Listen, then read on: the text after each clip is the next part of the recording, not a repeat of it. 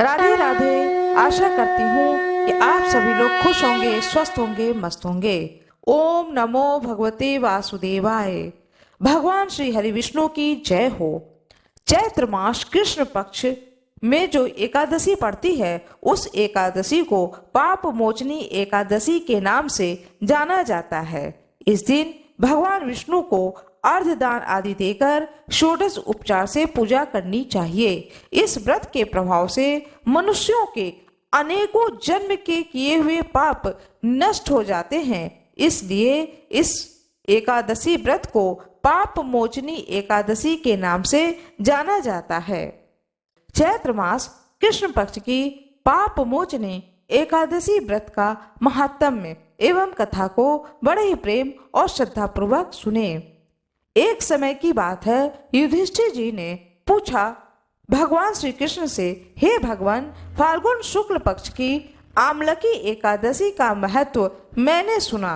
अब चैत्र मास कृष्ण पक्ष की एकादशी का क्या नाम है, यह बताने की कृपा कीजिए। भगवान श्री कृष्ण कहते हैं, हे राजेंद्र, सुनो, मैं इस विषय में एक पाप नाशक उपाख्यान सुनाऊंगा, जिसे चक्रवर्ती नरेश मानधाता के पूछने पर महर्षि लोमस ने कहा था। मानधाता बोले, भगवान, मैं लोगों के हित की इच्छा से यह सुनना चाहता हूँ, यह जानना चाहता हूँ कि चैत्र मास के कृष्ण पक्ष में किस नाम की एकादशी होती है, उस एकादशी के व्रत की क्या विधि है और उस व्रत को करने से किस फल की प्राप्ति होती है। कृपया यह सब बातें विधि पूर्वक विस्तार पूर्वक बताएं। लोमस जी कहते हैं, हे नरश्रेष्ठ, पूर्व काल की बात है। अप्सराओं से सेवित चैत्र रथ नामक एक वन था, जहां गंधर्वों की कन्याएं अपने किंकरों के साथ बाजे बजाते हुए विहार करती हैं। मंजू घोषा नामक एक अप्सरा मुनिवर मेधावी को मोहित करने के लिए उस वन में गई। वे महर्षि उसी वन में रह करके ब्रह्मचर्य का पालन करते थे। मंजू घोषा मुनि के भय से आश्रम से एक कोस दूर ही जाकर ठहर गई और सुंदर ढंग से वीणा को बजाती हुई मधुर गीत गाने लगी। मुनि श्रेष्ठ मेधावी घूमते हुए उधर जा निकले और उस सुंदरी अप्सरा को इस प्रकार गान करते देखकर सेना सहित कामदेव से परास्त होकर के बरबस मोह के वशीभूत हो गए। मुनि की ऐसी अवस्था देखकर मंजू घोषा उनके समीप आई और वीणा नीचे रखकर उनका आलिंगन करने लगी। मेधावी भी उनके साथ रमण करने लगे। कामवश रमण करते हुए उन्हें रात और दिन का भी भान न रहा। इस प्रकार मुनि का कार्य होता है, वह कार्य सदाचार का लोप करके अप्सरा के साथ रमण करते हुए उन मुनि के बहुत दिन व्यतीत हो गए। मंजू घोषा देवलोक में जाने को तैयार हो गई। जाते समय उसने मुनि श्रेष्ठ मेधावी से कहा, ब्राह्मण, अब मुझे अपने देश को जाने की आज्ञा दीजिए। मेधावी ऋषि बोले, हे देवी, जब तक सवेरे की संध्या न हो जाए तब तक मेरे पास ही ठहरो। अप्सरा ने कहा, हे विप्रवर, अब तक न जाने कितनी संध्या चली गई, मुझ पर कृपा करके बीते हुए समय का विचार तो कीजिए।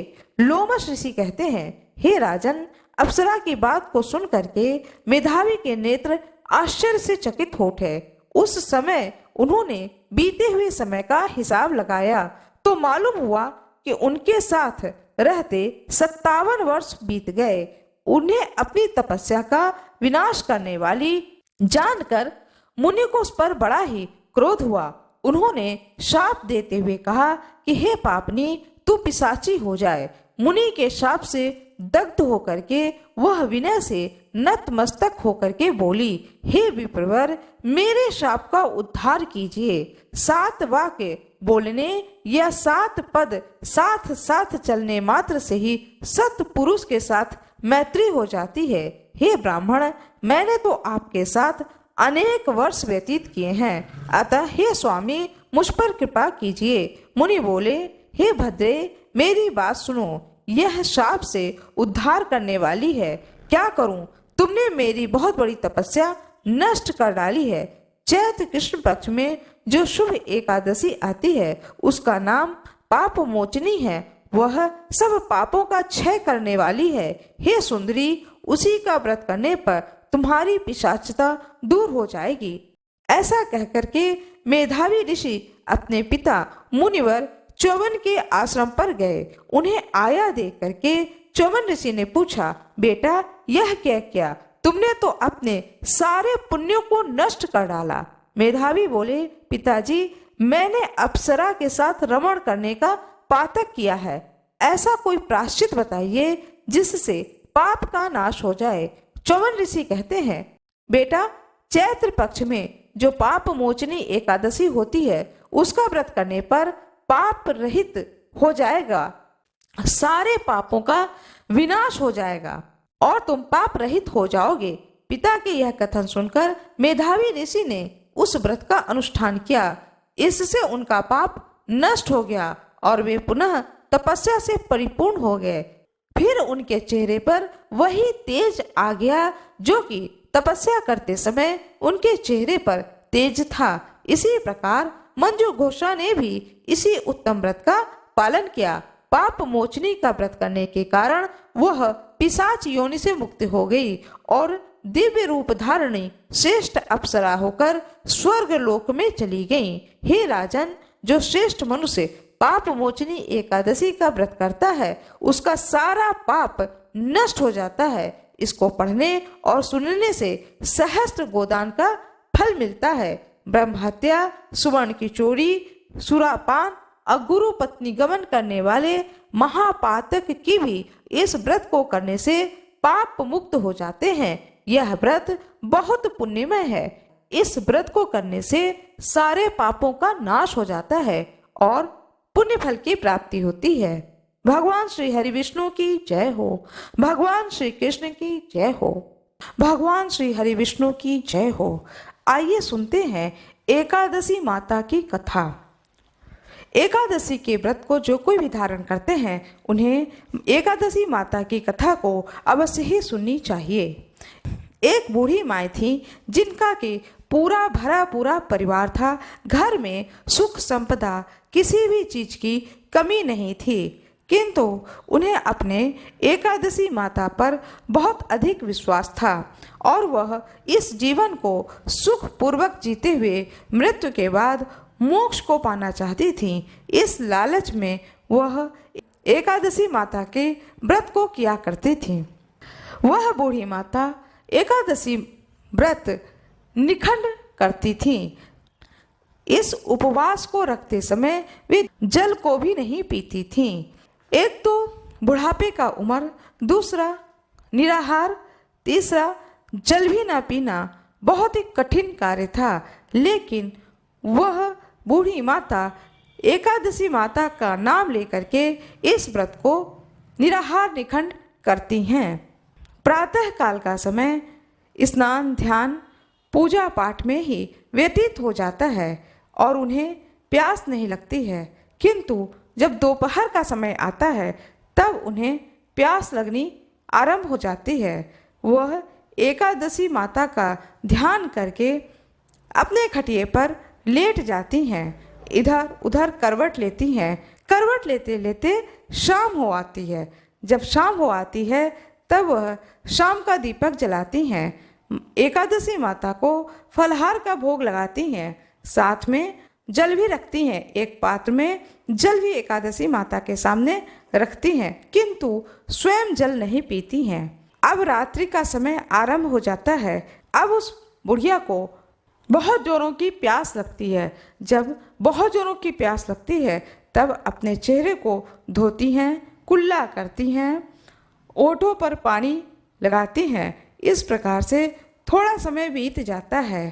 थोड़ी देर के बाद में वह खटिए पर जाकर के लेट जाती हैं, किंतु प्यास के कारण नींद ही नहीं आती है। उन्हें बेचैनी होने लगती है और कंठ सूखने लगता है।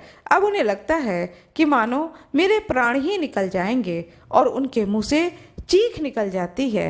उनकी आवाज़ को सुन करके नाती पोते, बेटा बहू सभी बाहर निकल आते हैं और कहते हैं, हे माता, तू इतना कठिन व्रत इस अवस्था में किस लिए कर रही हो? घर में किसी बात की कमी नहीं है, फिर यह व्रत क्यों कर रही हो? ये लो, पानी पी लो। वह बुढ़िया कहती है, नहीं, मुझे पानी नहीं पीना है। मेरा कंठ बहुत सूख रहा था तो मैं आकुल होकर के इतनी जोर से चिल्ला पड़ी। एकादशी माता, मुझ में शक्ति दें, अब तो रात हो गई है, थोड़ा ही समय बाकी है प्रातः काल होने में। यह रात का समय भी माता रानी की कृपा से बीत जाएगा और मैं प्रातःकाल अपने व्रत का पारणा कर लूँगी। सभी लोग अपने अपने कमरे में जाने लगते हैं। तब वह अपने पोते से कहती है कि एक ठंडा पानी मेरी छाती पर रख दो, जिससे कि थोड़ा मुझे ठंडक महसूस होता रहेगा। उनके पोते ने एक पात्र में जल भर करके उनकी छाती पर रख दिया। थोड़ी देर तक तो बूढ़ी अम्मा को ठंडा ठंडा महसूस होता रहा। फिर वह महसूस करने लगी जैसे किसी ने उन्हें कुएं में ढकेल दिया हो और वह कुएं में पानी में तैरने लगी। फिर वह कुएं से किसी तरह से बाहर आ जाती हैं और उन्हें ऐसा महसूस होता है कि किसी ने आसपास कहीं पर आग जला दी हो और वह बहुत अधिक गर्मी महसूस करने लगती हैं। उसी समय एकादशी माता उस बुढ़िया की परीक्षा लेने के लिए एक कन्या का रूप धारण करके एक गिलास में शरबत लेकर आती हैं और कहती हैं, हे बूढ़ी अम्मा, ये लो, शरबत पी लो, इससे तुम्हारी गर्मी शांत हो जाएगी और तुम्हें अच्छा लगेगा। थोड़ी देर के लिए जब वह शरबत को देखती है तो उस बूढ़ी अम्मा को लगता है कि हाँ, मैं शरबत पी लूँ तो अच्छा रहेगा, मेरे प्राण बच जाएंगे, मुझे तो बड़ी गर्मी लग रही है। फिर उनके मन में विचार आता है कि मैंने सारा दिन व्रत कर लिया, रात आधी बीत चुकी है और अब मैं यह जल को पी लूँगी तो मेरा यह व्रत अधूरा ही रह जाएगा। वह कहती हैं, नहीं बिटिया, अभी मैं नहीं पीऊँगी, पारणा मैं सुबह सूर्योदय के बाद ही करूँगी। एकादशी माता आशीर्वाद देती हैं बूढ़ी माता को कि तुम जो यह तपस्या कर रही हो, तुम्हारी इच्छा की पूर्ति अवश्य ही होगी। ऐसा आशीर्वाद देकर एकादशी माता वहाँ से अंतर्ध्यान हो जाती हैं। इस बात की भनक उस बूढ़ी अम्मा को नहीं होती है। फिर जब आधी रात बीत जाती है तब फिर एकादशी माता सोचती हैं कि क्यों न मुर्गा बन करके पैर लगाऊं, बाग दूं तो उसकी आवाज़ सुन करके यह बुढ़िया उठेगी और जल्दी से स्नान कर लेगी। फिर इस प्रकार से एकादशी माता उस बुढ़िया की परीक्षा लेना चाहती हैं। थोड़ी देर के बाद, अभी 2 घंटे ही बीते थे कि मुर्गे की बाग की आवाज़ आने लगी। बुढ़िया को ऐसा लगा कि मुर्गा कहीं से बाग दे रहा है, आवाज़ दे रहा है। उस आवाज़ को सुन करके बूढ़ी अम्मा घर के बाहर निकलती हैं और देखती हैं कि अभी तो रात के तारे चमक ही रहे हैं, सुबह के तारे तो दिखाई ही नहीं दे रहे हैं।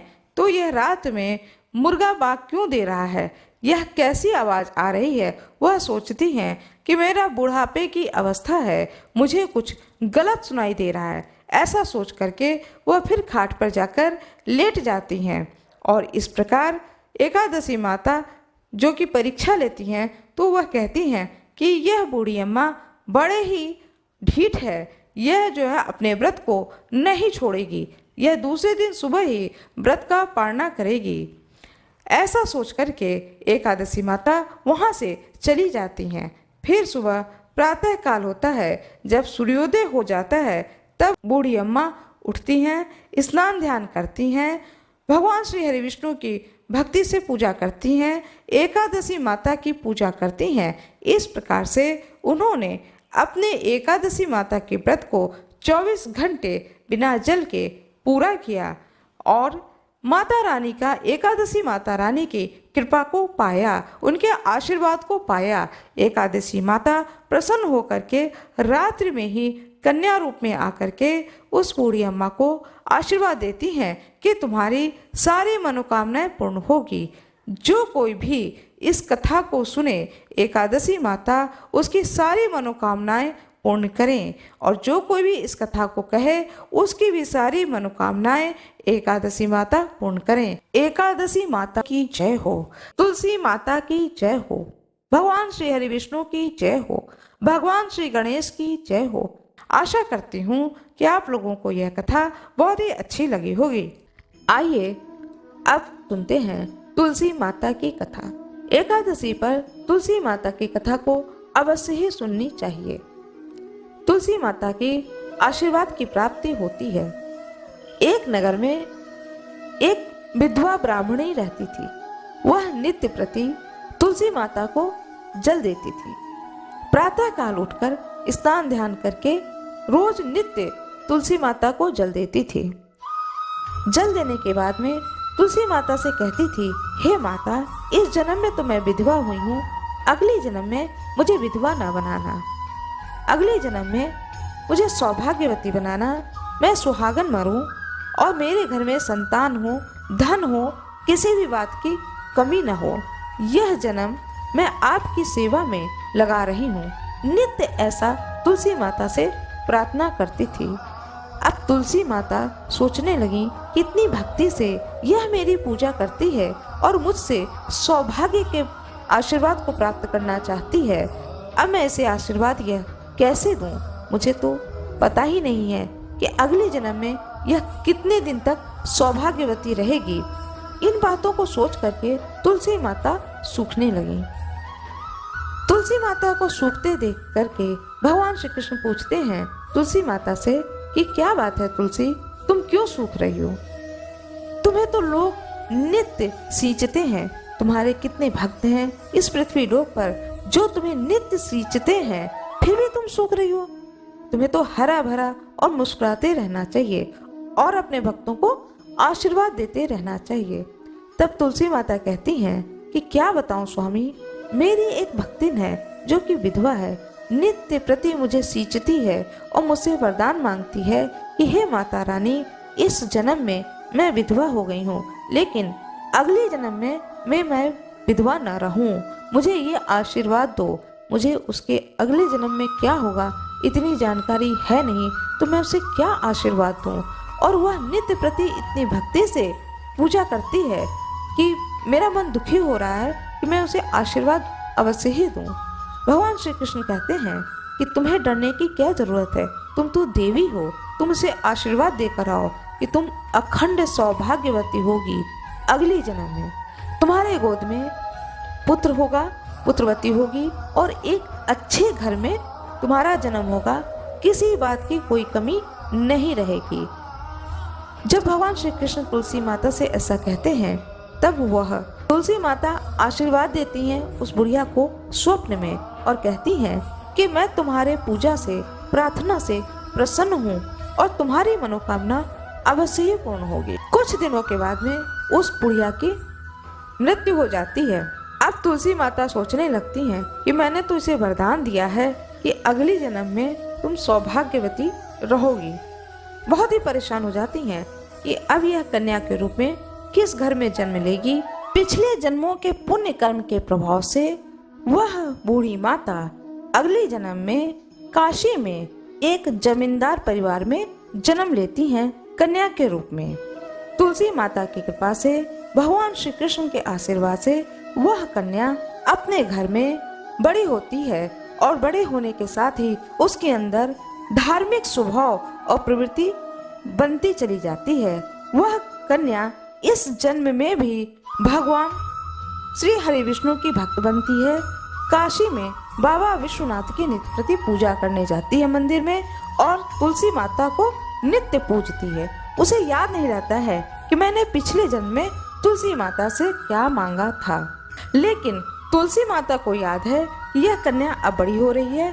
अब इसका विवाह एक ऐसे व्यक्ति से होना चाहिए जिसकी उम्र लंबी हो, आयु लंबी हो। तुलसी माता की कृपा से उस कन्या का विवाह एक बहुत ही अच्छे परिवार में होता है और एक ऐसे लड़के से होता है जिसकी की आयु अधिक होती है, लंबी आयु होती है। तुलसी माता के आशीर्वाद से दूसरे जन्म में अखंड सौभाग्यवती वह कन्या होती है, पुत्रवती होती है, धनवान होती है। भगवान श्री कृष्ण की कृपा से वह कन्या भगवान शंकर की बहुत बड़ी भक्त भी होती है। इस प्रकार से जो कोई भी तुलसी माता को पूजता है उसका यह जन्म भी सुधरता है और अगली जन्म भी सुधरता है। माता तुलसी भूलती नहीं है अपने भक्तों को, उसे सौभाग्य की प्राप्ति होती है, अखंड सौभाग्य की प्राप्ति होती है। इसलिए कहा जाता है कि तुलसी माता की पूजा सभी स्त्रियां करती हैं। कन्या करती हैं, सौभाग्यवती स्त्रियां करती हैं, विधवा भी करती हैं, और पति द्वारा जो छोड़ी जाती हैं वो स्त्री भी तुलसी जी की पूजा को अवश्य ही करती हैं। तुलसी माता की पूजा करने से अखंड सौभाग्य की प्राप्ति होती है। आशा करती हूँ कि आप लोगों को यह कथा अच्छी लगी होगी।